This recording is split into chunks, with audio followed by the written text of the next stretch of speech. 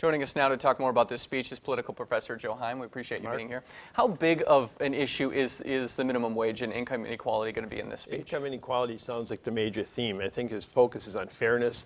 There's been growing awareness that the gap between the rich and the poor has been widening, but particularly the stagnant wages of the middle class and lower classes is what's important. So the minimum wage is something that he's going to focus on to try to raise that level up.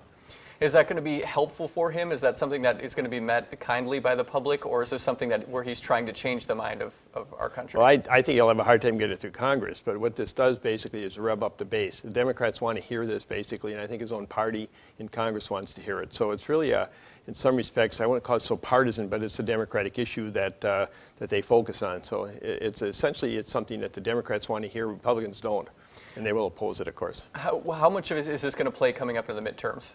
Well, I think he's leading to the midterms. They're all thinking about it. They're all thinking about re-election. So in some respects, the question to me tonight is he going to try to work with the Republicans leading into November, or is it going to be a series of conflicts between himself and the Republicans? Thus, he will try to push Democrats to winning next November. The question is whether he can rev up his base and really energize those people to come out next November. What else can we expect from this speech besides income inequality and minimum wage? Well, I expect him to go through some things that could be done with Congress, and he'll reach out to some degree, I would expect.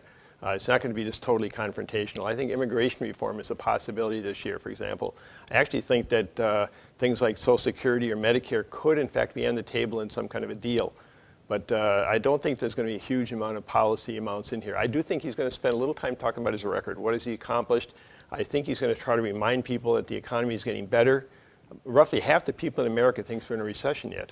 So he's going to try to remind people that things have gotten better and expect them to continue.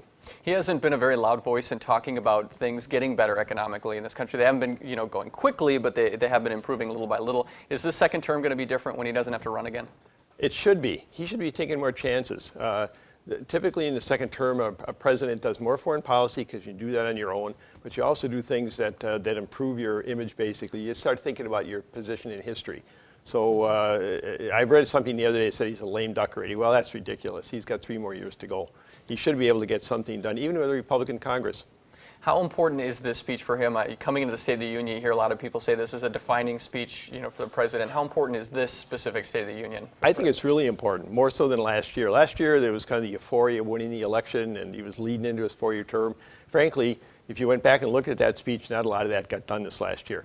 But the elections coming up in November are extremely important to the president and to the Democrats, and therefore he has to lead in. And this is the speech that people listen to more than any other single speech of the given year. All right, Joe, thanks again for the pleasure. knowledge.